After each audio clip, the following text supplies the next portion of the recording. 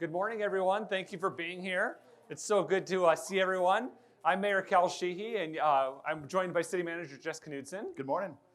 So as usual, we'll give an update on what's happening in Lake Havasu City.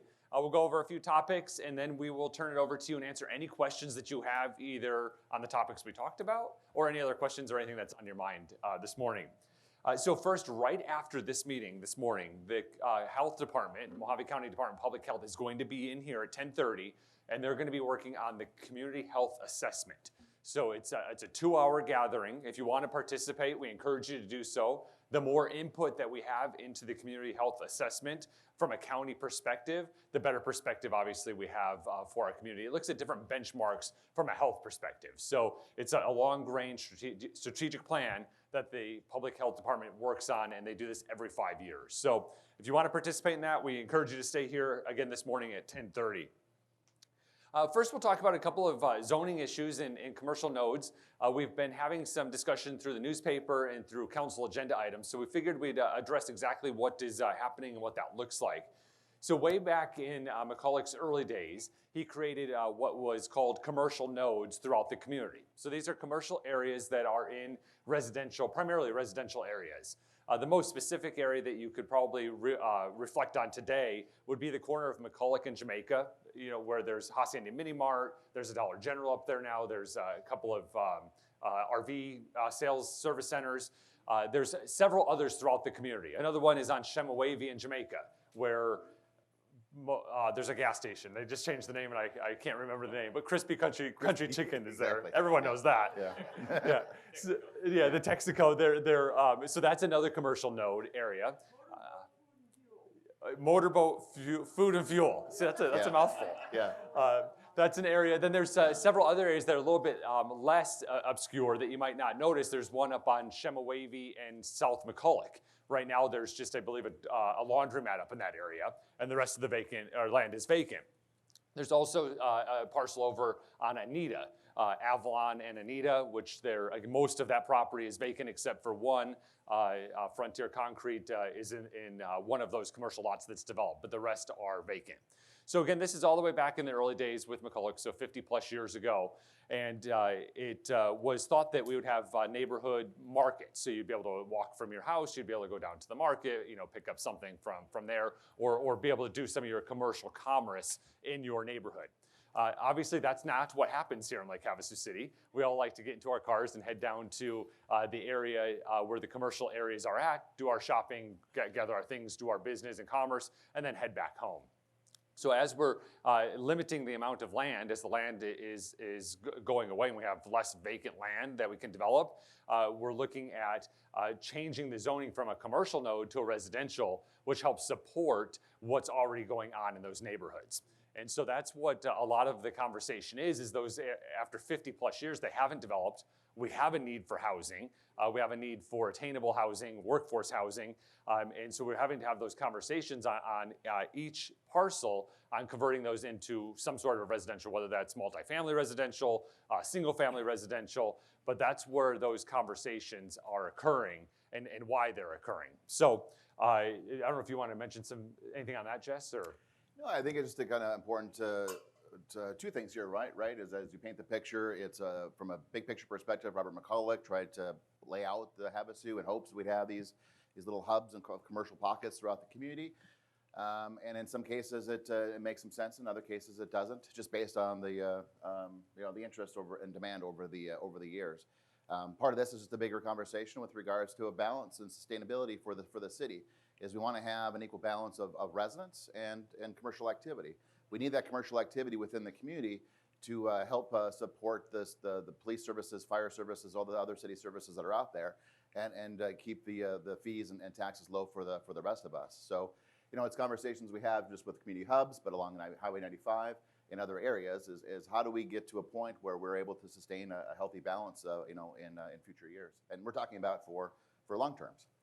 And so all of our zoning decisions are guided by the general plan, which is the document that we all use when we identify land uses. So a general plan is developed through a really widespread community outreach. So about 18 months occurred in 2015. They have to be updated every 10 years. So in 2016, we adopted our current general plan, and it was then ratified by the voters as well. So it has to go out in front of the voters. Obviously, the citizens voted in favor of it, and the current general plan supports these areas turning into residential areas. So that's what guides all of our zoning conversations and documents. Doesn't mean it's always correct, so that's why we have public hearings. So we go through the Planning and Zoning Commission. We also go through council. So we have multiple different public hearings so we can have conversation with the neighbors that are impacted by these decisions and the citizens as a whole. So you'll continue to have more or see more and more of these conversations as, again, this community infills and vacant land is lessened. So the media will be talking about it. You'll see it on our council agendas. And in fact, there will be one of these items on our agenda on Tuesday that we'll be discussing. So just so you have some background information of where and why those conversations are occurring. Also, we have been working on workforce housing issues and attainable housing. Certainly, we've had this as a long-range issue for Lake Havasu City. And this is just having a variety of different housing options for our citizens. So whether that's apartment homes, duplexes, single-family residential homes, or residential estates, having enough inventory that is widespread and available for all of our citizens to have options when they're looking for it. Through the pandemic, obviously, this has been exacerbated with the influx of folks that are interested in Lake Havasu City, either purchasing land, homes, or moving to this area. And then also several people that may have purchased a home several years ago in anticipation of retiring one day have now been introduced to working from home, and now they are relocating here sooner than they initially anticipated. And so what is that's doing is taking a long-term rental and displacing that person so they can move to their retirement home, and then we don't have enough housing where that displaced renter went. And so it's all of these different areas. Certainly the city doesn't build housing projects or build buildings or in the rental business. That's just not what we do. But we can bring people and partners together. And so we have been doing that. We also can ensure that our processes are very easy, have good ease of use when they're going through with documents and all of those types of things, which we do for everybody. But it gives us a refined focus on doing that. But bringing, again, all of these different partners together, so whether that be developers, builders, banks, landowners, all of these different components together to make that process seamless. And we also have now expanded to the county as well. So we don't really have a lot of pocket communities that people can move out from our city, still use our services, but live in other areas. But we do have vacant land in the county. And so working with the county, we're able to identify some of those areas to hopefully shake something loose and get some additional inventory built to help ease that challenge for our citizens. Jess, you've been with me on a lot of those conversations and things. I don't know if you wanted to add anything on the workforce housing or attainable housing efforts. Yeah, no, thank you, Mayor. It's a big issue. And so what we're seeing in Havasu right now is we're seeing a lot of growth. We're seeing a lot of construction. Last fiscal year, so approximately the last 12 months or so, we did about 450 new single-family homes in Lake Havasu City. That's a big number for our community our size. We're over 90% built out when you look at the infill lots within Havasu. So there isn't a lot of available lots out there. If you take a look at what you can build a home on, it's difficult. The prices are high. The need for retaining walls and drainage improvements, those types of things add to that cost. So it's expensive to build, and and the demand is very, very high in Havasu. And that leads to issues with regards to attainable housing. And we're talking about like that, maybe that starter home for a young family. We're talking about just rent for the individuals that work and live in Lake Havasu City. Maybe after you move out of your parents' home, you want to stay in Havasu.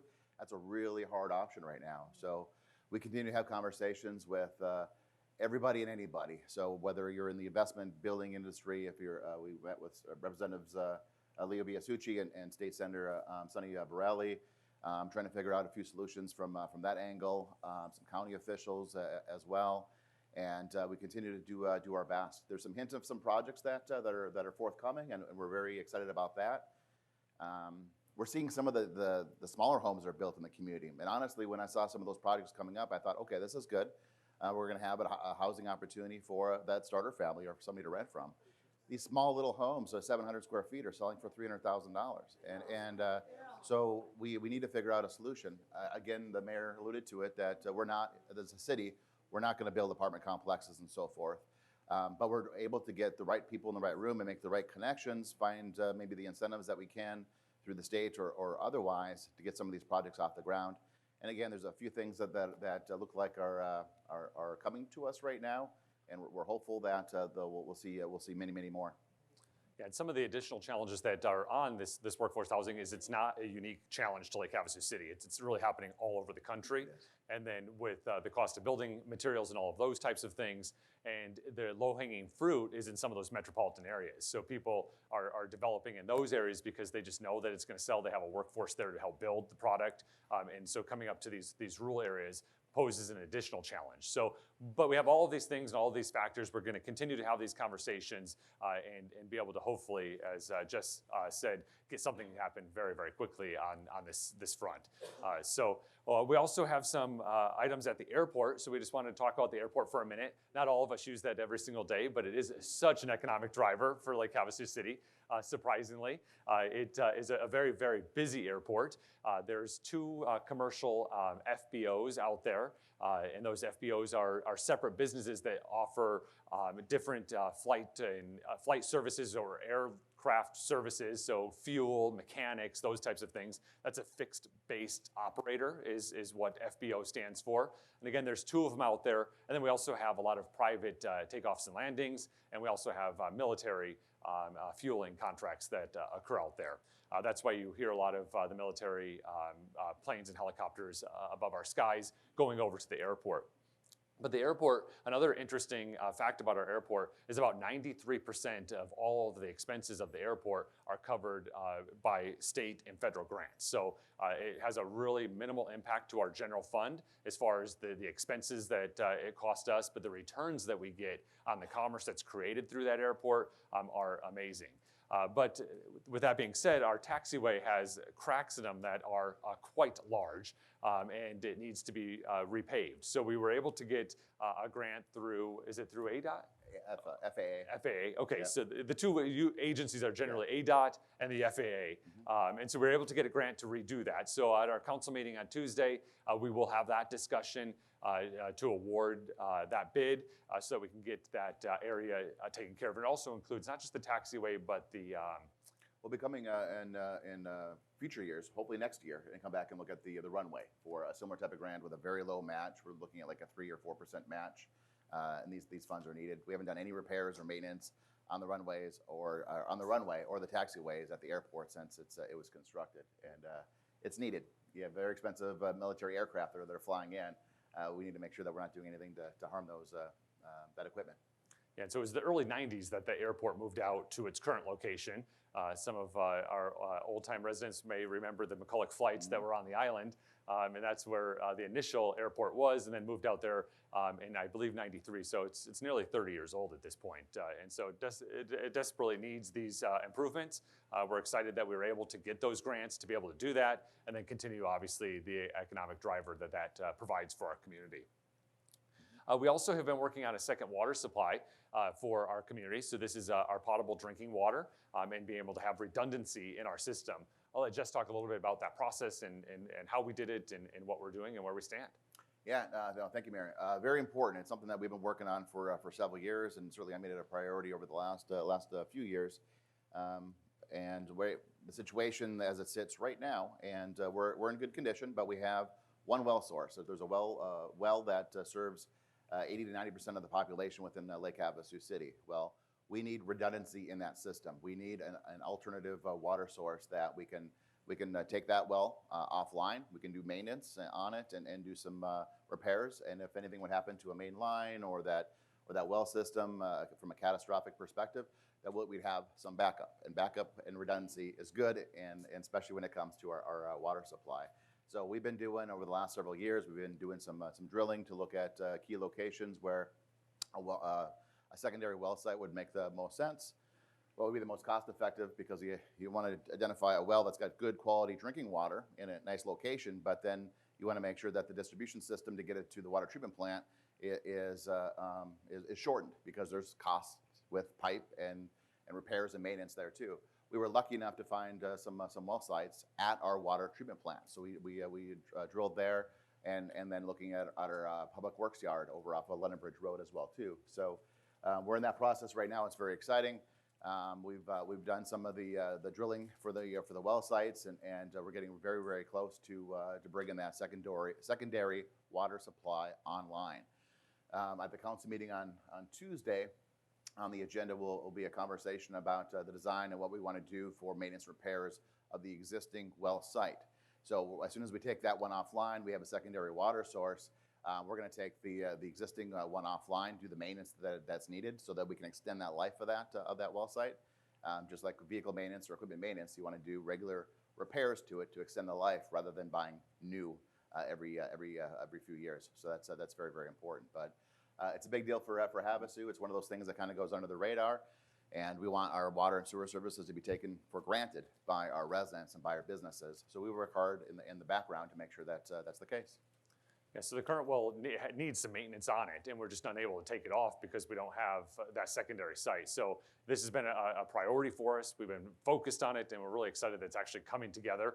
And the agenda item on Tuesday, as Jess said, is a very forward-looking project, so that we know when the new well is going to come on, that we can immediately, without missing a step, take the current one down, get the needed maintenance done, and then have that balanced water redundancy system for generations to come. So very excited about that. We also have been working and fighting and pushing for broadband in Lake Havasu City. Our current providers have really let us down. We had a recent Tri-City Council meeting where we invited the representative from Suddenlink to give us an update on what they're doing. It was a positive update in processes that they have put in place to ease the customer pain when it comes to customer service, which means nothing because we don't need customer service. If we could just have reliable internet service, we would not have to call.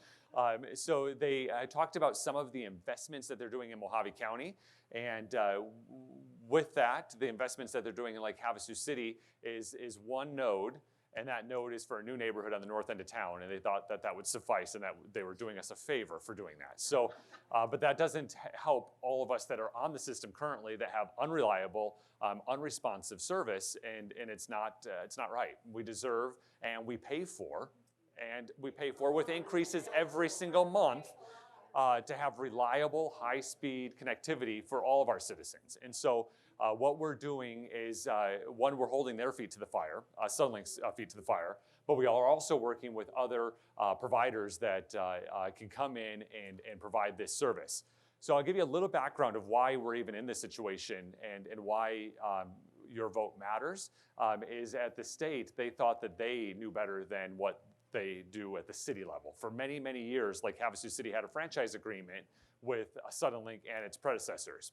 And that agreement was unique to Lake Havasu City. It was an agreement between Lake Havasu City and Suddenlink to provide certain services for our citizens. And that included a customer service center. We had a 200-person call center here in Lake Havasu City with Lake Havasu City residents manning that office. They also had customer service metrics. They had service metrics. And if they didn't keep up to those metrics, we had enforceability on that contract. However, our state legislature thought that they should have a franchise agreement at the state level and not have to go with the city, which then got rid of all of those requirements that we had and made our agreement null and void. So now all providers may do one agreement with the state of Arizona. The state of Arizona doesn't understand the nuances of our individual communities and what we need and what we expect. And so they don't write in service metrics and customer service and call centers and all of those types of things into their contracts that we do. And so certainly in the past with Suddenlink and its predecessors, we would have service issues here and there, but nothing to the level that we experience today. Today we drop all of the time. Everything in our life has turned into connected, so everything's smart this, smart that, and now we have nothing that works. And so it's not acceptable. So again, we're holding their feet to the fire, and we're also working on attraction of new people. Who at the state? Yeah. It's the state legislature that does that. So if I can, so the question is, and we'll take questions at the end. So we get on the microphone, everybody that's watching it later can hear it. But the question is, who at the state is responsible for broadband and the issues for internet connectivity within Lake Havasu City?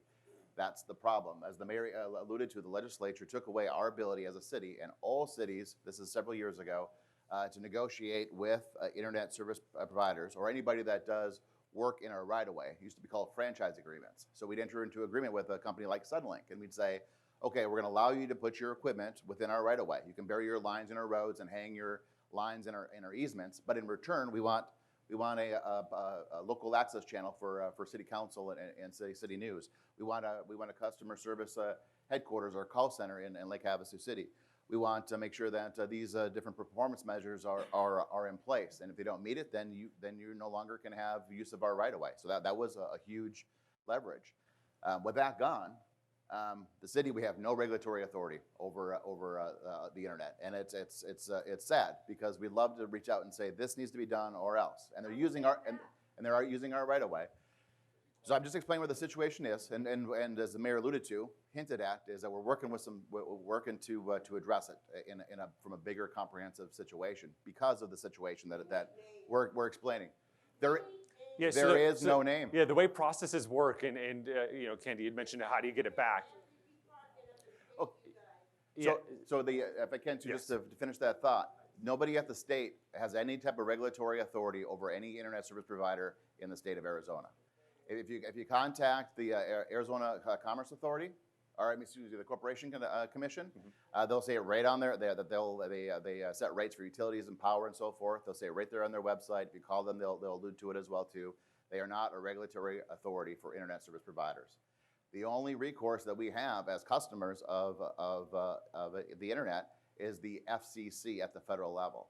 And I'll tell you what, that I've asked a couple residents to reach out and to have some phone calls at the FCC. You can go online to their website, and there's a little complaint form that's pretty easy to fill out. Our residents are getting calls back within a couple hours in some of those cases. So that is the leverage, or that's the regulatory authority to hold companies like Suddenlink accountable. We can't do it. The state doesn't do it, and so I think what Havasu really needs is some healthy competition when it comes to these things that generate some action with rates and service and quality and so forth.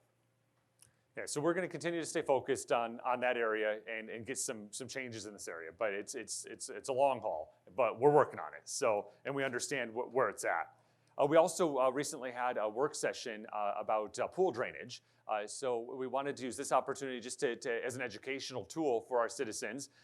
We last looked at the pool drainage in 2011 through an ordinance. And so Jess, I'll turn over to you to kind of go over the process of what it is. If you need to drain your pool for any reason, it's outlined in city code. Just for some historical perspective, back in the 80s, 90s, and into the 2000s, we used to have to drain our fire hydrants. So we would turn on the fire hydrants and drain out the manganese, and we would have water running over all of the roads all of the time. So either from pools or from the fire hydrants, and people were really frustrated because their cars got dirty. And so it wasn't about water conservation at that time, it was about dirty cars. And so there was an ordinance that was put in place to try and eliminate all of that water from our roadways so that the cars could stay clean. We've also done some really large investments in our water treatment system so that we don't have to drain the manganese anymore. We used to sometimes have brown water in our homes, and all of that's gone away through proper investment and planning on the water side. But back to water on the roads, if you want to just kind of talk about when and how you're supposed to do it. Yeah, sure. I appreciate that, Mayor. So we had a recent work session, and we had some conversations about how to properly drain your pool and then the impacts of that are associated with that. And if you look at our ordinance, it spells it out within there. I think that the preferred action is to drain that pool on your property. That's pretty rare for the vast majority of homes in Havasu. Secondly, if you abut against a wash, we ask that you drain your pool directly into the wash and let it filter from that perspective downstream. And then another option is that after 8 p.m., I believe, is the time frame. We ask that you don't do it during the day, but we ask you do it in the evening when there's less vehicles on the street, is then to drain the pool onto the street. And there's some conversations that took place about, is it 8 p.m. or 6 p.m.? 8 p.m. to 6 a.m. Oh, 8 p.m. to, okay, to 6 a.m. Thank you. So you're asking the public to drain their pools between 8 p.m. and 6 a.m. So, but there's some issues that can cause in terms of dirty cars and splashing through it, kids walking to school, those types of things that are important. And also we had some conversations on the impacts that water has on our roads and our asphalt. But we look at it real closely. And and lastly too, we ask that for folks that want to drain their pool directly into their sewer system on their property. And really this impacts about 200 homes in Lake Havasu.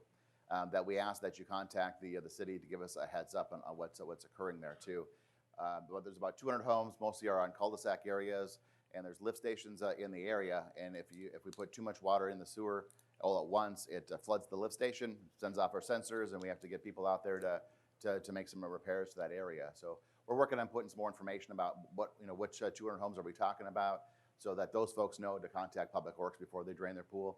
And so forth. But we took a close look at it and tried to do the best approach. We had some information set forth before the council. We heard from the community and the residents. And right now we're working on trying to get the existing message out to the public on a more regular basis. Yeah, so the conversation at the council was we'll put together basically a one-sheeter for the website, so people that own pools have a one-stop place to go on the website and know how the code is outlined. Some of the discussion we also had at the council was there are some new innovative ways to recycle your water in your pool. So we're not doing it by code or by ordinance, but just as an educational perspective that there are some other solutions out there that we encourage you to maybe Google or take a look at. And if that's right for your home, that might be something that you want to do with recycled or reverse osmosis with your pool water. So. The other conversation that is impacting residents starting on the 2nd, so last week, is the trash routes have adjusted and shifted just a little bit. So we have, obviously our trash company works 5 days a week. They run different routes starting on the south end of town on Monday and ending on the north side of town on Friday. The way that the new trash agreement works, and when we went through this is when we got the blue bins and all of those pieces, is that the garbage hauler, the driver of the truck, goes to your neighborhood and first picks up your trash. They then go out to the dump and they dump the trash. That same driver then comes back into the neighborhood and picks up your recycling in the same truck. And so the reason for some of that is that it gives continuity for the driver, that they understand your neighborhood. So they know where the dogs are that might be running around. They know the homes that have children that are riding on bicycles. They know to check on certain residents. So they know different pieces, and it allows those drivers to help keep our neighborhood safe and in good order. So that's a good benefit of doing that system. But they've now, because of some of the growth we had to shift a few of our days. So it doesn't impact a lot of people, but I happen to live on a route that I'm literally the first house that starts the route. So when I first moved to the neighborhood 18 years ago, I put my trash out on Friday morning because my neighbor did, and I'm really Thursday. So I had to wait the next day because I'm the first house for Thursday's route. So the map is on our website, so lhcaz.gov. Or you can call Republic Services, and they can let you know if your house is impacted on that. So, in Republic Services, they are a good call center that do work for them. Yeah, so if you are impacted on that, just call Republic Services, check our website, and if your street's by one of the boundary lines, probably best to call and check it out. But this is the first full week of that occurring. I also, last week, had the opportunity to meet with Governor Ducey, which was good. The last time I met with him in person was back in February of 2020. So it had been a long time in person. Obviously, we've had conversations on the phone, but to actually talk about real matters that matter to Lake Havasu City. So some of the areas that we talked about, of course, was the workforce housing issue that's occurring in our area, the lack of inventory and some of those pieces. But we also talked about the workforce. So we're having a workforce challenge as well. If many of you have gone to grocery stores or doctor's offices or restaurants, you might notice reduced hours, reduced days, closed on certain periods because there's just not enough staff. And we don't know where all the staff went and what happened to that, but it's, again, an issue that's occurring all over the state and all over the country, but we do need to figure out what those workforce challenges are so that we can fully get the economy reopened and the services that are available to our citizens. We also talked about the short-term rentals and the challenges that they're creating for our community. That's not the first time I've talked to the governor about it, but the governor is a big fan of shared economy. So shared anything, whether that's short-term rentals, rental cars, anything that you share, he's all about. And he signed the legislation that got us in this trouble that we're in now with short-term rentals. So it's a pretty big uphill battle. He knows my position. He knows your position as citizens of our community, because I'm not quiet about it. And we are working very diligently to get some things done. Our strategy now is we've tried to pass bills the last 3 legislative cycles, and we got nowhere. And so that's a challenge for us. It just dies and it doesn't get signed into law. So our new strategy, Governor Ducey has 1 year left. So next year is his last legislative year, and then he's termed out and he's gone. But we want to start somewhere. So we're going to run it with a bill, and Representative Biasucci, our representative, has agreed to run the bill for us, and he's a rock star. So if anyone's going to get it done, he's going to do it. But we're going to run a real basic bill with language in there that you have to locally register. You have to get a business license. You have to have a good neighbor brochure that tells the renters what the expectations of their renting this facility looks like. Trash requirements. A lot of this is modeled after our ordinance in 2014 that addressed it locally. We were able to balance short-term rentals and the needs of our neighborhoods, and it worked out beautifully until the governor and the legislature got involved in 2016. So we'll get that bill passed, and then the next strategy is when the new governor comes into place, then address the rest of the concerns that we have with short-term rentals. So that's where we stand right now. We do believe that we'll be able to get it. So just again, all of these bills, we have to get the House, the Arizona House to agree. We have to get the Senate to agree, and then that combined bill has to get signed by the governor. So although we might want or need certain things, if we don't get all 3 of those components together, we don't get the bill, and it doesn't allow us to do it. So it is a process, but we are working through that, and we're going to win, and we're going to make that happen so we can properly locally manage those, so that our neighbors can have peaceful enjoyment of their homes, and also so they can sleep at night. Some of the things we've done locally on the short-term rentals just over the last year is we updated our.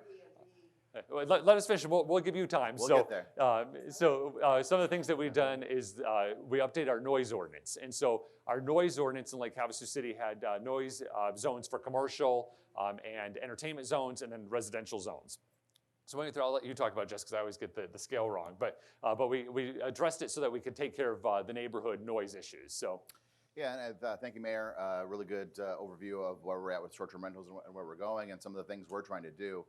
As a reminder, it was under the governor's pen, the order that was signed several years ago, that negated our ability to manage short-term rentals in Havasu. And literally, the legislation said, paraphrasing, is cities cannot regulate short-term rentals. Hands off. You can't touch them. You can't ask them for their contact information. You can't ask them to register. You can't regulate them whatsoever. So we've trying to do some things over the last couple sessions in hopes of some legislation that would come out to help us with that. One of the things we've done in the meantime is that the council adopted an update to our noise ordinance, which just sets better parameters within the community for those neighbors that are struggling with neighbors that have short-term rentals that aren't respectful. So so we lowered some of the criteria in terms of what the decibel levels are, and put our officers in a better position to handle those types of situations. And then when you take a decibel meter, a reading, there's different scales. And I'm certainly not an expert on it, but the one thing that we do know as we go through that process is the A scale, which would basically read regular noise levels that we're all kind of accustomed to. And then there's a C scale. If you've ever heard the loud bass or a car going by and the thump, thump, thump, thump, that's not going to register on the A scale. And if somebody's partying in the house and all you can hear is that thump, thump, thump, well, it does register on a C scale decibel reader. So we have that equipment in our officers' hands, and then by ordinance, there's different readings that are applicable because of that. The whole idea here was to find times throughout the evening, especially, right, that we have some quiet neighborhoods. That applies for short-term rental users, and applies for just residents in general. So that we're trying our best to kind of get to where we need to go. If I can say this, we talk about a couple issues with internet and workforce housing, and with certainly with short-term rentals. We need, as a city, we need local control. And that's something that has been slipping through our hands as from a city's perspective for the last several years, and there's no end in sight. And we saw this in the last legislative session as well, too. There are certain things that need to be addressed from a regional or statewide perspective, and we agree. We wholeheartedly champion those types of efforts. But when it comes to short-term rentals or our ability to have a franchise agreement for the use of our right-of-way, or different police actions that need to take place, these things need to take place from a local perspective. The city council needs to be responsive to our residents. We need to figure out solutions, and then we need to implement those solutions. We don't need the state telling us how to handle ourselves and putting us in the same category as Bisbee or Scottsdale or you name it in Arizona. So that's one of the things that's occurred, and that's one of the outcomes is what we're dealing with short-term rentals. And we have an opportunity right now because we're going into election season. And so when we talk to folks that are coming, and they're coming in groves, the candidates for mayor, for Senate, obviously our local representatives, ask these questions. So a lot of times we ask questions about fundamental components, but say, I can't sleep at night, and I need to manage a short-term rental. That's a problem for me. I can't get online. That's a problem for me. And what are you going to do about it? And also, as Jess said, you elect myself as mayor and my 6 colleagues on council for a reason. You can hold me accountable, but if we keep getting our hands tied where we can't actually address it locally, well, then we have these conversations where we're all frustrated. So the more conversations that I have these conversations, and certainly I have influence as a mayor and as a citizen, but if the more that the electeds hear from citizens, because the governor back in February of 2020, when I was talking about short-term rentals, thought he fixed it because he lives in Paradise Valley, and so he got rid of the party homes. You can't go, they used to be able to have 200 cars go in on Saturday, have a wedding at this 10,000 square foot home in Paradise Valley, and 200 cars would leave. They fixed that. Amazing, right? But they won't fix the real issue that's impacting cities and citizens across Arizona, and most importantly, our citizens here in Lake Havasu City. So ask those questions that really matter to us about how we are living our everyday life. We also have, let's talk a little bit about water. We'll talk about, so there's an anticipated water shortage that's going to be coming forward. Lake Havasu City relies on Colorado River water, and our allotment comes from the Colorado River. The Colorado River allotment is over allotted. So they've allotted more water than is actually there. So we come through the basin states, which goes to Lake Mead. Lake Mead flows down through the dam system, eventually into Lake Havasu City. The one benefit of Lake Havasu City is we have dam control at the Davis Dam at the north and the Parker Dam at the south, and our water levels have to stay pretty consistent so that the water can then be diverted down through the Central Arizona Project for drinking water in southern Arizona and central Arizona, and then of course the Metropolitan Water, which then feeds Southern California. So it's about 32 million people rely on this water for drinking water in the Southwest. And basically at the water levels of Lake Mead, when it gets to 1,075 feet in August, that's when it's always determined. In August, that's when Tier 1 shortage is going to be called. They anticipate that Tier 1 shortage to occur in August of this year. I think it's next week, actually, that they'll be announcing that. And so with that water shortage, there's lots of conversations about what that's going to do and how it's going to impact. Lake Havasu City has been a leader in water conservation and water right attainment for many, many years. So we're in a positive position right now. We do good things. If you look at our lawns, they're all rock. If you look at all of our areas, we do good things with water. We are the leader in water. We also have good reuse programs using reuse water on our golf courses, certain other areas throughout the city. We'll expand that as necessary. But even with the Tier 1 shortage that's going to be declared, there won't be any impact to Lake Havasu City residents immediately. A Tier 2 impact was if Lake Mead gets to 1,050 feet is when a Tier 2. A Tier 2, we might start feeling some things. And when what that looks like, it might be addressing the way that our parks are and our parks are watered, those types of things. But again, we have water rights for about 96 to 97,000 residents. That was based on the land that's available to develop here in Lake Havasu City, and we're using less water. And so the way that our water rates are structured also brings all of our citizens in as a partner for conservation on the water. We will be having an upcoming work session just to have public comment, public feedback, talk about water conservation, what our current conservation plan is, which is really fantastic. If you get a chance, go to our website and you can read through our conservation plan. We'd have a conservation specialist that works with our residents on landscaping and water audits and water uses. We monitor the high water users or any discrepancies that might happen month over month on water so that we can reach out to homes that might have a leak or something along those lines. But again, we're very innovative in the way that we manage water. We would like the rest of the users on the system to do the same thing. If they were doing the same thing, we might not find ourselves in this position, but we will have an upcoming work session that will talk about water conservation and what those plans look like. Jess, I don't know if you have anything you want to add to that. Not much more to add other than that work session will be on August 24th. So it'll be later this month. So it'll be at a regular council meeting. As a work session, we'll probably start that around 5 o'clock. Still, we need to figure that out, some of the details. We like to have our work sessions just prior to that council meeting. But if you're interested, look for some information there. In the end, there's some news coming out with the snowpack that isn't coming to fruition up in the Rockies. All winter long, I got kind of excited every time I heard about a snowstorm up in Colorado.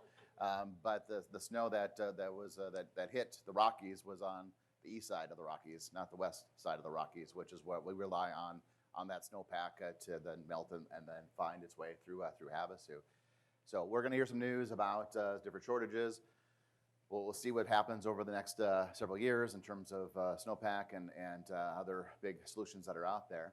In the meantime, as you alluded to, Mayor, Havasu leads the way in terms of water conservation. So, if we're all smart and we all do our part and turn off that faucet when it's appropriate and take the right steps, if we all do that, we're going to be in great shape. So let's continue to do just that. Yeah, we laugh when we talk about snowpack and what that looks like. But about 4 years ago, the Colorado had a really strong snowpack. We were talking about a tier 1 shortage back in those days, and that's gotten us by, 4 years. It was 500 days that we had or 3/4 of an inch or less rain until we just got the rains last week. Total for 500 days. 500 days in Lake Havasu City, so shocking. But that snowpack in Colorado, 4 years ago, when it was just huge, it got us over the hump for about 4 years before this tier 1 water shortage was there. So let's pray for snow in Colorado. I've heard of rain dances. Maybe we need a snow dance. Yeah, exactly. Yeah. You guys have authority, why don't you Yeah. do it? Yeah, that we would if we could, but again, we planned in a really good way, so the impact to our citizens really will be fairly minimal. Yeah. We also want to give a big thanks to Representative Biasucci, who ran the SLIF bill for us. The SLIF bill is the State Lake User Improvement Fund. Yeah. And what it is it's the portion of the gas tax that's paid by boaters, by recreational watercraft. And obviously most of that income is generated from our region. And so Representative Biasucci led the way to get SLIF reinstituted. And what SLIF has done is if you go along the boat, if you boat along Lake Havasu, look to the Arizona side, you see how great it is with developed properties, restroom facilities, campsites, launch ramps, all of those types of things. Look on the California side and you see nothing. Nothing's developed at all. That's the difference between SLIF or not. In addition, SLIF helps with our police and fire boats, including Mojave County Sheriff, their boats as well. It also helps with access to the areas, so boat launch, shoreline improvements, shoreline acquisition, all of those types of things. We take questions at the end, so we'll get to you. Yeah. So yeah. So the SLIF is So the SLIF funds, again, Representative Biasucci ran that bill for us, got us in a really good spot. Again, most of those monies, they're administered through Arizona state parks, but those monies are redistributed back to the areas in which they were generated. And so again, like Havasu City is a big generator of that. I know you have your eye on a couple of projects that we can do if you want to maybe share. Obviously, our public safety boats are top of the line, but Yeah, no, certainly. And we talk about the SLIF again, State Lake Improvement Fund. Just to explain that a little bit too, we all pay a gas tax, right? And so if you're a boater or a user of a vehicle, you pay a gas tax. Well, the idea behind SLIF is if you pay, if you fuel up with your boat, that portion of that gas tax should go back to improving the area that you use, right? You're not on the roads, so. So that's what we're talking about here. And we talked about a couple different things. We have some aging infrastructure in police and fire. We have police boats. We have fire boats. I think all of our boats were all bought used from Mojave County several years ago. And we've every year the fire chief comes to me and says we need to put another pump in it, or we need to do this. And so we regularly trying to fix what we have for aging infrastructure without the ability to do some major investment there. SLIF would allow us to do that. Something else we're talking about is a potential idea, something to vet through the public and through the council and see if it's a good idea or not, is take a look at Site 6. Site 6 on the island is owned and operated by the Lake Havasu City. We have one ramp out there, and it's not a very good ramp. It's very steep. For everybody that's been in Havasu for many years knows that they go out there on the holiday weekends and they score and judge and laugh at the people that fumble around with the use of that ramp. It's not in good condition, and there's been some accidents that have occurred because of that, that part obviously isn't funny. But if we could put some money into that area, maybe we can introduce a couple ramps for Lake Havasu City and that the city would maintain. My initial thoughts is something that the residents would use for free, and maybe that we could assess a fee for people for the tourists or people from out of town. To help continue to improve that area. Also talked about maybe doing some things around maybe the Rotary Park or the other state land area that's south of Body Beach, and do some improvements and some aesthetics and further promote recreation for Havasu and continue to make it look nice and be great.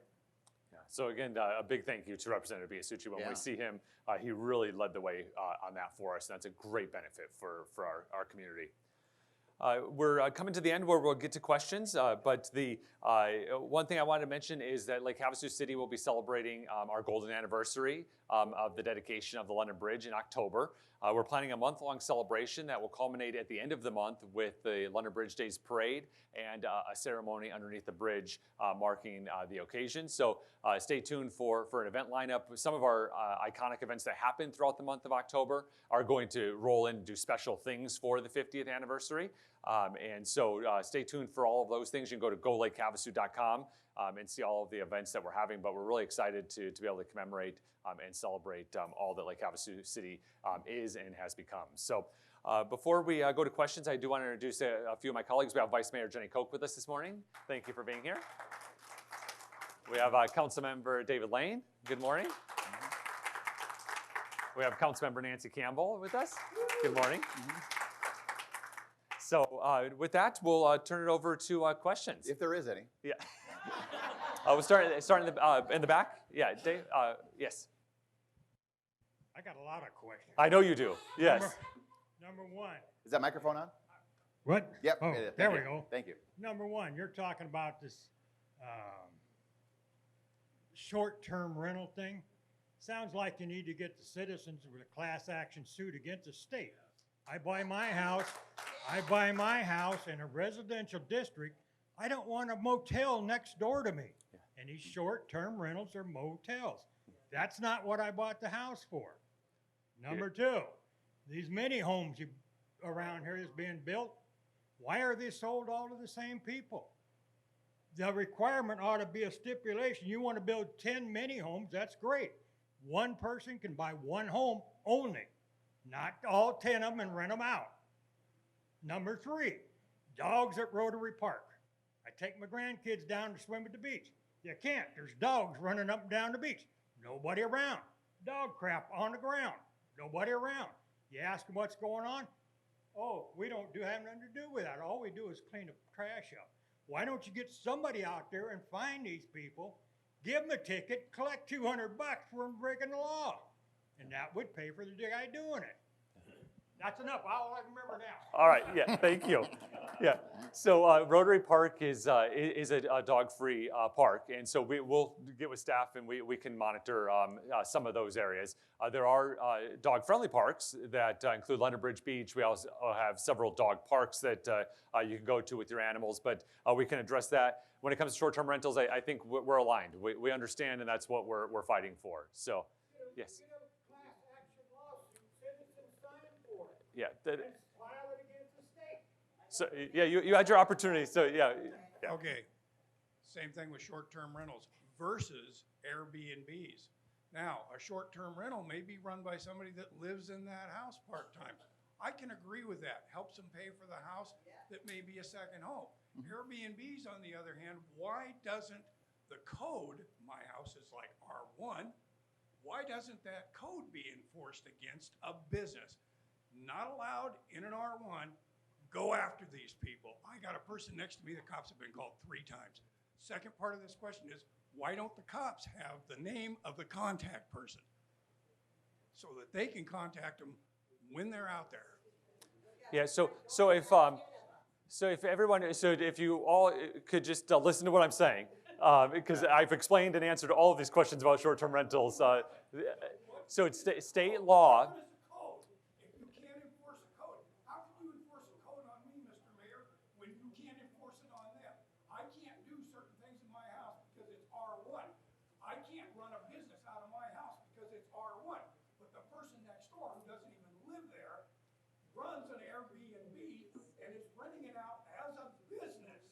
Understood. Can I Yes. step in just for a second? Gary, we understand your frustration. We hear it all the time. We're as frustrated as you are, especially when you have people, good citizens like yourself, that have issues, and it's impacting their daily life. And we hear that, and we literally have no control, other than just 1 second, please, ma'am. We literally have no control other than trying to change the legislation. Our code doesn't say that we can act in a manner that you're saying, because state statute. One of the solutions that I'd love to have that put out there, right? And maybe it's too far to go immediately, but I'm talking about it left and right in terms of possible legislation, whether it's with Representative Biasucci or otherwise. These are businesses. We don't allow car washes. We don't allow Burger Kings. We don't allow hotels. We don't allow CPA firms to operate within our communities, and we're concerned about so one car coming in and one car going out. We have short-term rentals where you have 15, 16 people that show up with boats and cars and park and have trash and the noise tied to it. Why aren't they treated like a business? 100% agree with you, and that's what that's what we're fighting for, is to get the state to listen to us, to allow us to put those types of processes. No, it's not. It's not. It's preempted. The state law preempted cities and towns. Short-term rentals are their own class. They have their own law, and that's what we need to change. And so, again, it seems very simple, but we need the Arizona House, the Arizona Senate to agree on the same language to present one bill to the governor, and you need the governor to sign it. Our current governor is not going to do anything egregious on short-term rentals because he signed the current bill. And so we have to start small. That's why our new strategy, we've learned through the last 3 legislative cycles that our bills aren't going anywhere. So it goes through the committee process, it gets out, and then it doesn't make it to the other chamber or whatever that may come. So we're working on it. We understand short-term rentals. So I'll answer any short-term rental questions after the meeting. Let's not take up the rest of this time on short-term rentals since we have addressed it. Hold it, one at a time. One at a time. The other thing is we are also on TV right now, and so we need to be on microphone so people at home can have the full conversation that we're having here. Okay. You had your opportunity, sir. We'll be here afterwards. Okay, I know you have been vocal on short-term rentals and suddenly situations, so I appreciate that. And I know your hands are tied because of the state legislature. But as far as local code enforcement, can you give an update on is it understaffed? There's a lot of, I see a lot of stuff, noise in the newspaper, and rightfully so. I read it every day where there's, multiple cars on lots, and and there's trash all over the place, and there's people that just have, it doesn't look like code enforcement is being really addressed as it should be. And maybe you could give us a little insight on code enforcement. Sure. Yeah, great question. Thank you for that. So currently the way code enforcement is operated is we're a reactive code enforcement operation. The reason that we're reactive is that's what the citizens wanted when we had this conversation. So the conversation last was had in about 2016 during the general plan process. I have never seen this council chambers so full, except one other time with the Unisource rate hike. That was pretty full too. They had to cancel the meeting and relocate it to another building. But the council chambers, I've never seen it that full for an item. But people did not want the city telling them what to do and how to do it when it came to code enforcement. We always knew that the way code enforcement is operated, that the pendulum is going to swing. As we have more infill, meaning neighbors are getting closer because these vacant lots are developing, where people are going to want to have different types of code enforcement. I don't personally ever see Lake Havasu City turning into an HOA community. If you want to live in an HOA, there's HOAs that you can live in within our community. However, I do see the pendulum possibly swinging where we start doing some proactive code enforcement. But currently, if you call code enforcement, there's multiple opportunities to do so. You can call them, you can fill out an inquiry on the website, or you can download the Havasu Now app on your phone. If you see a code enforcement violation, you literally just take a picture on that app. It sends the GPS coordinates and a picture to the proper department. They address it, and you also get reports back from that app as to what the conclusion was based on that. So code enforcement process does take time, because if there's a violation, we make initial contact with the proposed violation, determine if it really is a violation of city code or not, work with either the resident or the homeowner, and then we have to do a mailing process, and then we have to take the next process. So it can take about 60 days on certain fronts if the homeowner or resident is not willing to come into compliance voluntarily. So, but we do recognize and understand. We recently had a citizen survey, and thank you to all of the citizens that participated in that survey. At our last council meeting, we actually had an update from Anthony about the results of that. And it does look like the sentiment of the citizens is to increase code enforcement and take a look at that. So we'll have those public meetings and discussions over the next year as we start talking about our budget cycle for next year. I don't know if you have any comments on code enforcement, Jess? Or? Yeah, no, our process in place right now is that if you have issue with something in the community, you contact the city and we take a close look at it and see if it's a code violation or not. Our code allows for vehicles, boats, and those for vehicles and boats to be parked in the front yards. And some people have issue with that. Some people appreciate that. So we need to continue to gauge the sentiment of the community to see what it is. You can have vehicles and boats in your front yard as long as they're not junk. And junk is defined as it's red. Mm-hmm. Yeah, it's licensed and operable. It's registered. It's in operable condition, right? And so if you have those the prerequisite, you can place those in your yard. Some people love it because they have a boat. They don't have an RV garage or other way to store it. Other people think it's an eyesore. And I think that's the biggest one when it comes to code enforcement. I think we don't have a lot of weeds. We don't have any rain in Havasu, so things like that are out there. But we'll engage the community. We put that question specifically on the survey to gauge a response from the community. And if I can, I know you have a question, sir, but if I can just ask the audience whether or not should the city allow boats and cars that are operable in the parked in the front yards? You can raise your hand if you think yes. Yeah, on your property on the street. And then how many think that shouldn't be allowed? Should not be allowed. There should be no boats or. So we had about half of the audience raise their hand that said it should be allowed, and one person raised their hand and said it shouldn't be allowed. So we'll continue to have these conversations, and I think that right now we don't have to go from 0 to 100, right? If we look at making some changes, I think there's some things that we can do to minimize some of the most egregious situations that are out there. Yeah. Okay, I don't think I really need this. People at home need it. Yeah. You want to go, sir? Oh, okay. My name is Vicki Murray, 2031 Cabana Drive.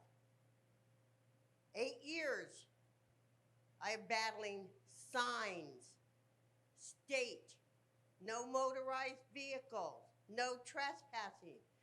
This city is surrounded by state land and federal land that I just have been pushed on.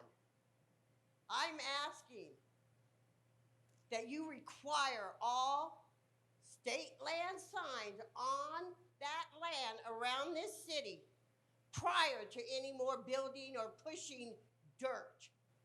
You get the State Department. I have her name. I have Fish and Game. Do not call BLM. They are rude and they want nothing to do with state land. Well, it's not their land, so. I don't care. I'm asking for any and all signs to be put in place from the state and the federal level. That is their jobs. And I need this council to stop saying there's no topics and not have meetings. You're at a meeting right now, so I don't know what you're talking about. And it's 8 o'clock in the morning so I can get to it. So that's not the only thing. Well, we'll take another question, Ms. Murray, and then I'll stay afterwards and I'll speak pass with it you. on. But that is a biggie to me. Yeah, and understood. I need to talk to you guys after the meeting. Okay, sounds good. Okay? Yeah, we'll do that. I'll make All right, thank you. Yeah, if you can just use the microphone, sir. Yes. Yeah. I know there's no limit on property to how many cars or vehicles. We had some people move into next to us. They have 2 RVs, 2 trucks, 5 cars on a small lot. There should be a limit somewhere along the line. Yeah. Sure. Either putting in park them somewhere else or rental. Yeah, and those are the conversations that we'll have based on the outcome of that citizen survey at public hearings to talk about that and what does that look like and what can we do to help address that concern if that's a concern of the majority of our citizens. Hi, Donna. Good morning. How are you guys today? Good. How are you doing? Good. Couple questions. First off, when I was up there working with you guys, one of the things I really cared about was our own street sweeper so that when we had these storms, we could get our streets no matter what time, what week it was, what month it was. And I just want to say that, our street, you need a 4-wheel drive to go down, and it's still been 2 weeks since we've had that clean. So I'm still a proponent. Will we be getting better sweeping of our streets? The second question I have is I want to know if there's anything going on with the building of or planning of access across to the island. I know that we've been talking with Leo, who is working to get federal money for us or state money for us. And I just want to know are there drawings, are there plans, are there things coming, and just what's happening with that? Yeah, Thank great.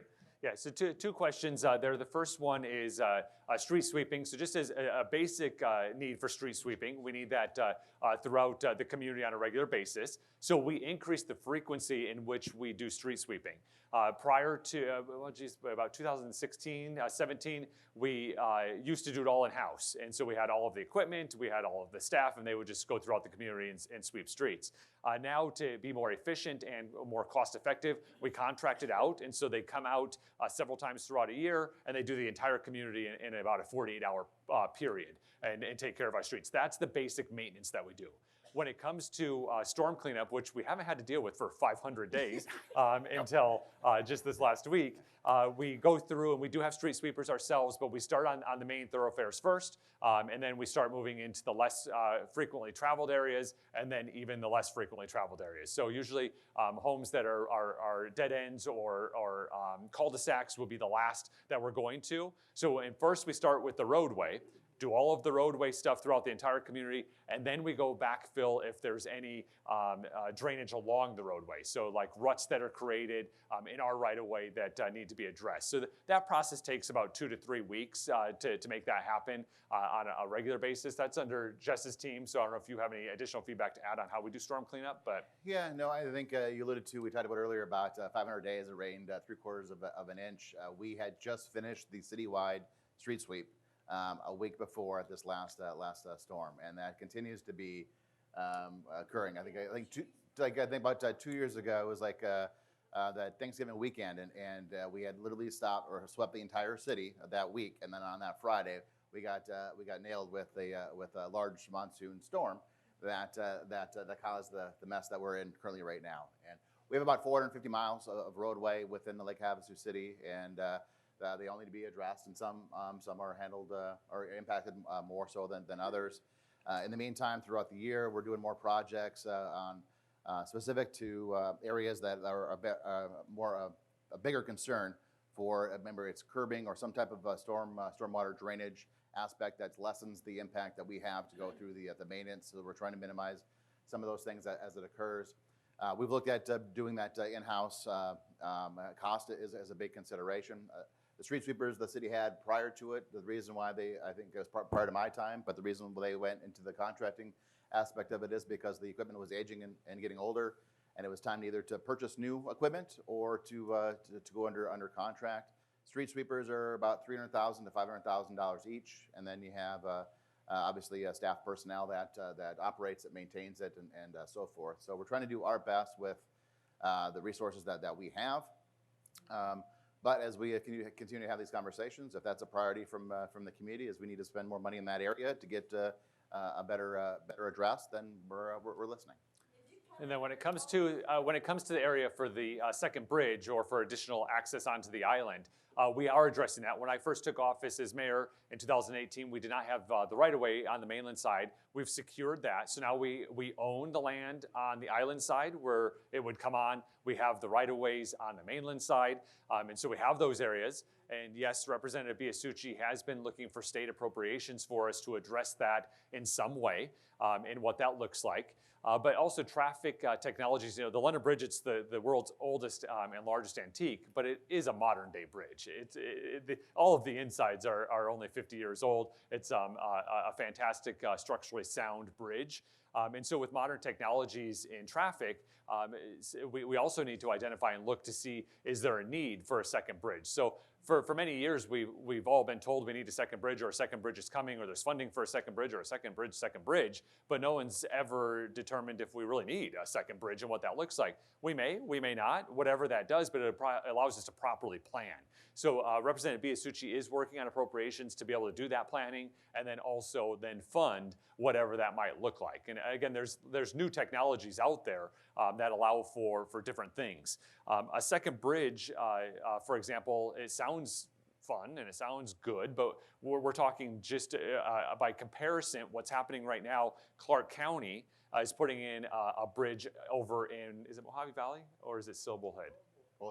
Bullhead City, right there by the Anderson Fieldhouse. That road that kind of dead ends, it eventually is going to have a bridge that's going to go across and enter into Clark County or into the backside of Laughlin, Nevada. That bridge right now is about $50 million. And that's just a basic concrete bridge that you see across highways everywhere. Do we want a bridge that is a concrete bridge that you see across highways everywhere going across our channel and the backdrop of our London Bridge? Maybe we do, maybe we don't. But we have to have all of these questions answered and discussed. And as the island is filling up, we now will start having those conversations as it's becoming a reality or not. So hopefully that answers it. I don't know if you have anything to add, Jess, but it's on our forefront. We're focused on it. We understand from a public safety standpoint, we have systems in place for a catastrophe if one were to happen on either side. So we're good there, but. Yeah, Representative Biasucci was pursuing it in legislative session, trying to identify funds for it. I think he had $22 or $23 million that was going to be earmarked. We didn't know if that was going to be enough for a bridge. If he was successful and said, here, Lake Havasu City, here's $23 million, go build a second bridge. I have no idea. We have no idea if that was going to be too much, too little, or what that would look like. So I know Representative Biasucci is looking at trying to get some dollars maybe in the next legislative session. He might go in a couple different directions. Obviously, he's got the ability to do just that. But one of the options is to go back to the session and look at what the design for that second bridge would look like. So we need something. What do you put in place next to that to the London Bridge that doesn't take away from the aesthetic and the beauty that's down in the channel area? It's got to be tall enough for a sailboat to go under it, for the ferry to be utilized. And how does that impact the condos and hotels and other uses that are out there when you're going to have a bridge or cars coming across a bridge that are feet from your balcony or from your location. So we're looking at a couple different options to see what works, and we're working closely with Leo Biasucci, and of course we're looking at all available alternatives as well. Yeah. Kathy? Thank you for doing this every month. I really appreciate this, and I look forward to it. And my question is regarding draining the pool. Back that far. On my property, there's a hole for emptying RVs. So that would be, I could have it emptied into there, and that would be when I need to let the city know ahead of time. I think I have to have my pool blasted this winter, so that's, and probably the pool people know that, but I was just checking that. It can be emptied into that. Yeah, thanks for saying that and for the opportunity to provide a little clarification. When I talk about putting into the sewer system, that's what I'm referring to. So Okay. yeah, that Well, we have the thought RV so. hookups or And I things know that I are there. don't have one of those little things on the street. Yeah, that sure. Oh, there you go. Yeah, yeah. But if you're going to put it into the sewer, there's again a couple hundred homes within Havasu, and until we get that list out, we'd really appreciate you contacting the Public Works just to let us know that's what you're thinking, and that'd be great. Thank you. Thank you. Good morning, Mr. Mayor. How Good are morning. you? Good, thank you. Good Been to see a you. while. Yes, it has. My name's Greg Beffert, and I'm a resident here of Havasu, and I have a couple questions for you. 2 questions, actually. The first one is, in light of the tyrannical overreach of government all over, not just in the United States, but all over the world, and I know you're aware of this, where now law enforcement officers are kicking in doors or arresting people for not wearing masks, the mandatory vaccinations, vaccine passports. We can go down the list of all of the tyrannical overreach that we're experiencing now in this world. Unless you watch CNN or Fox News, you won't hear any of this. Okay, so the narrative on COVID-19 has collapsed. In front of our very eyes, it's collapsing every day. There's more and more pushback from citizens. Go look at the demonstrations in Ireland, in England, in Australia, in France, in Italy, and they're coming here to the United States as well. Now, having said that, this tyrannical overreach of the Biden administration and the things he's attempting to do here, my question to you is that the narrative. Right now, we currently have a local emergency proclamation in place that supports this narrative. We have no pandemic in Havasu, and we established that we didn't have one to begin with when this declaration was announced.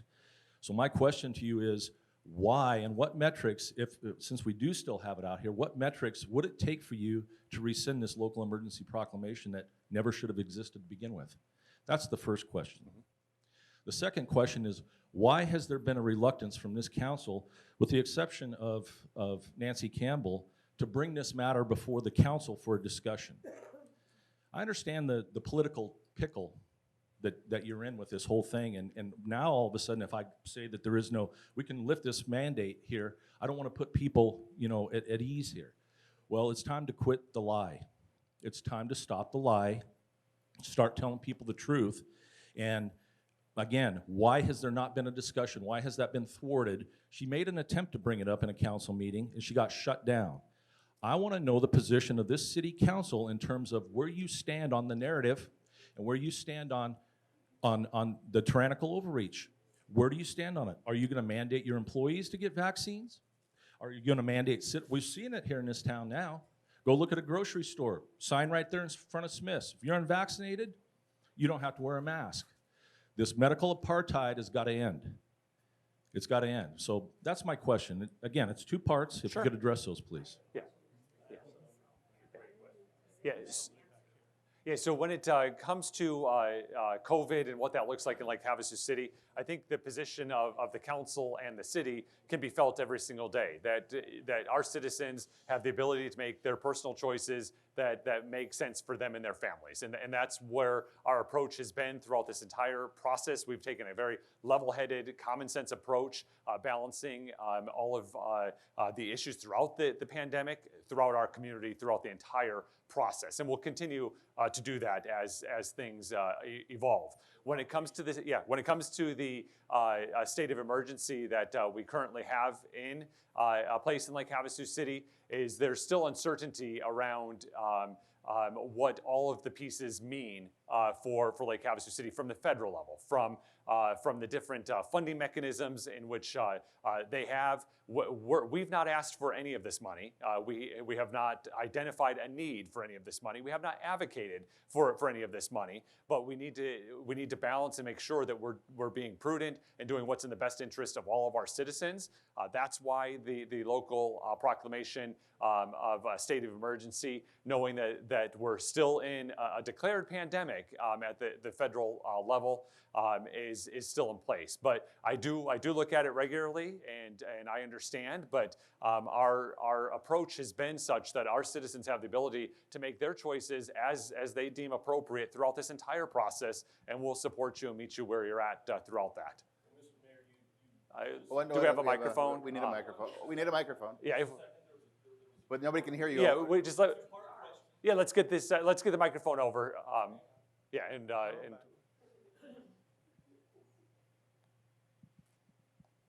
You all right? Okay, first of all, it was a two-part question. You didn't answer the first one to begin with. You didn't answer it. There is no rationale for having, you just sat and spent the last 20 minutes talking about state overreach and federal overreach and how they are putting their thumb on top of the local governments here and you can't make decisions. This is one you can make. You have the ability, you wrote the proclamation, you have the ability to rescind it. Okay, you do. You by your own hand. My concern and the second question is, why have we not had a conversation from the rest of these council members about this situation? Why have we not? And what metric would it take then for you to lift it? You're depending on the federal government, the CDC and the WHO and Fauci. This is who you're getting your information from? Have you abdicated your consciousness, your ability to think and make personal decisions about what's best for Lake Havasu City? Is that what I'm hearing? I know, Greg, you're putting a lot of words in my mouth that I never said. I didn't mention Fauci once today, who or any of those things. Yeah, so Greg, I understand your position on that. The council hasn't asked for the local emergency to be reviewed at the council level. I don't know what you're referring to otherwise, but we're mindful of it. We ask our citizens to do what's right for them and make their choices. So, sir. Thank you. Good morning. My name is Frank Ortiz, and this is my wife, Martha. Very refreshing to see how aware you are of the housing market situation in Havasu. We're realtors, and also I'm a real estate developer, so I know the situation. 3 years ago, I came here.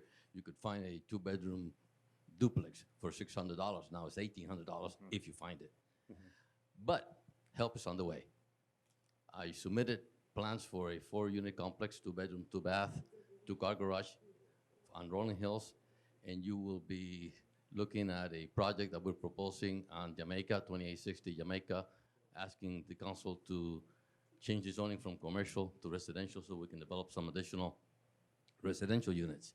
Also 2 bedrooms, 2-bath, 2-car garage, plenty of guest parking. And those projects will not be for speculation. We are keeping those projects on our real estate inventory. I like to buy and build. I don't like to sell. We will be managing. We live here in Havasu, 151 Bunker, and we will be managing. And she is 10 times worse than any code enforcement. Okay. If she finds a paper in front, she'll knock on your door and you pick it up. So anyway. I'll see you Tuesday, yes, you and thank you for the opportunity. Yeah, thank you.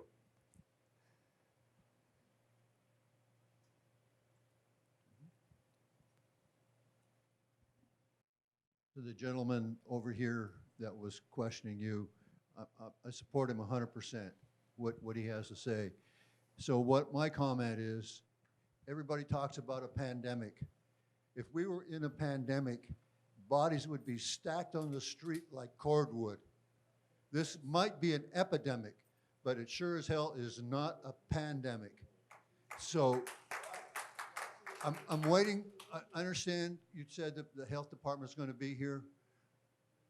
I'll get some questions for them. But please, don't call it a pandemic. It's not. Thank you. Yeah, the health department will be here for the community health assessment at 10:30. So they have a very specific scope in which they'll be doing. Are there, Karen, did you, Dave, if you could bring it over to Karen.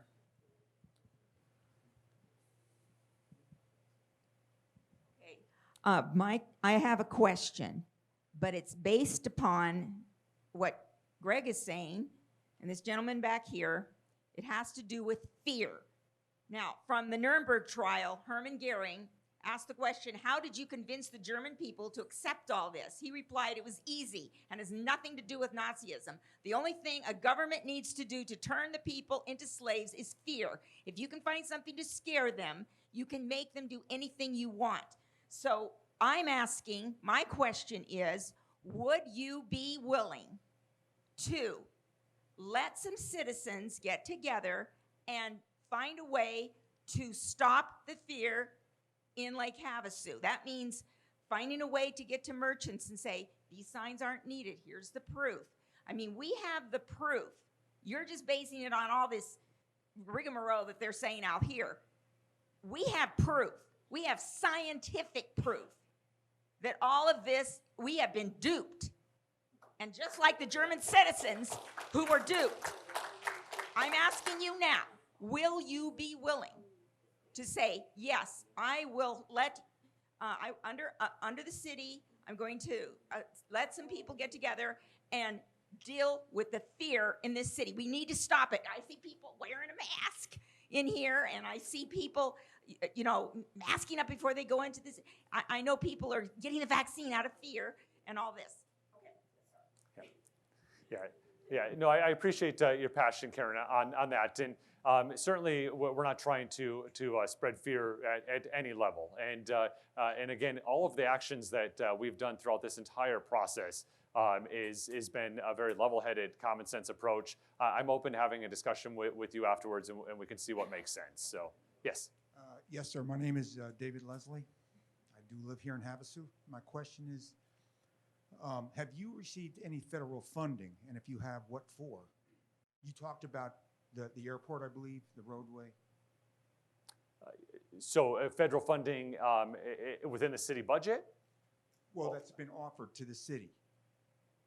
In what capacity? During the pandemic. Okay, yes. So, so we get federal grants for a variety of different things, but specifically related to the pandemic. We did receive money last year under the CARES Act money and that funding. And what that funding was identified to do is, as you may recall, this is at the very first part of the stimulus money. So that, you know, citizens got checks if they were eligible.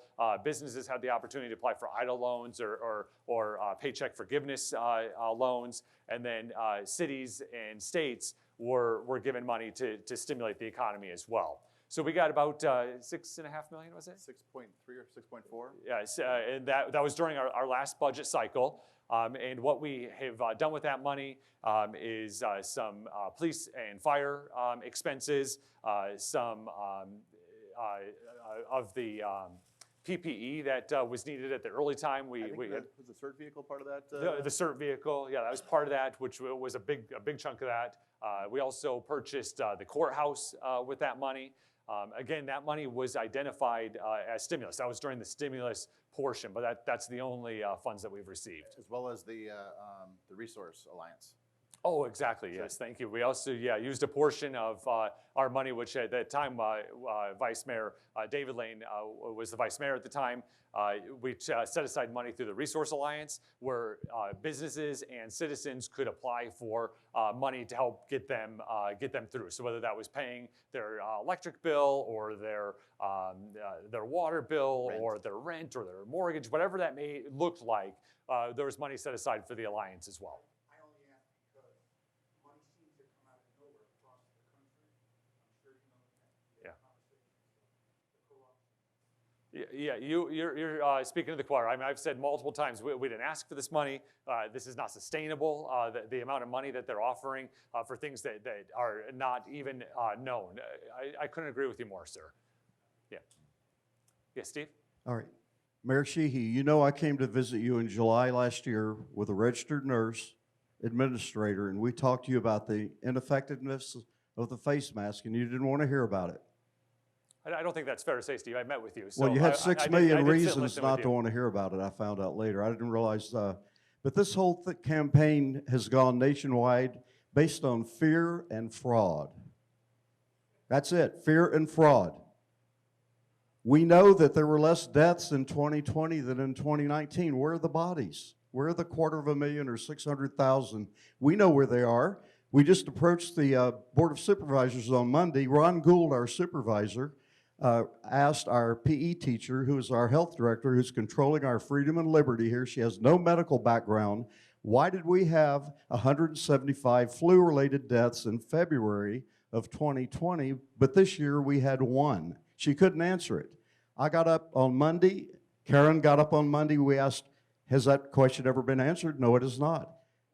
It has not. There are, as this gentleman says over here, I go to Los Angeles quite often. I still have a place over there. Wouldn't the homeless people be dying in the streets? I mean, they're sitting there living in squalor and filth, and they're not dying. If our country loves us so much and they're concerned about our health, why are they letting 500,000 invaders in every single month without being vaccinated, but bringing in tuberculosis and really deadly diseases? This makes no sense. Do you have a question, Steve? I do have a question to you. Are you aware that Rainer Fulmick out of Germany, that they're filing international Nuremberg trial based on the Nuremberg laws? They're filing lawsuits against WHO, CDC. They're going to be coming after everyone that's complicit with this. So we have notified this Mojave Board of Supervisors, and you need to be aware that if you're complicit with going along with this, you need to be concerned. You really need to see what you're doing and take a change of action here, take a different course. You've been advised. I just got on Fox News this morning.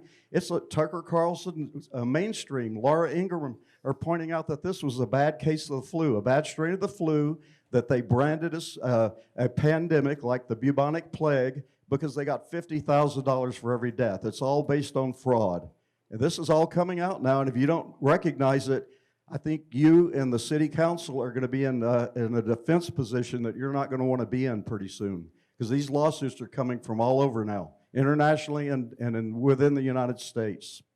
So what do you, can you tell me why you want to continue doing this? Yeah, so thank you for the information that you shared. It's, as I said before, let's bring it back to Lake Havasu City and what's happening within our community. And that's where I like to always leave our residents. Our citizens are freedom-loving and have the ability to do what they want and make the right choices for them and their families. So with that being said, we are at our time. I appreciate, I will stay afterwards and answer any questions that you may have. Otherwise, Ms. Murray, I'll stay with you as well. But if there's, thank you for. Yeah. Okay. Yeah, so thank you for all being here. It's a pleasure. Now, next month, we're not going to meet on Friday, September 3rd, because we are going to be out of town. That's also the Friday leading into Labor Day. But we will meet the following Friday, September 10th. Second Friday. So second Friday of September. And we'll get that information out. It's an honor to serve you all. Thank you so much. Have a great day, and we'll see you soon. Thank you.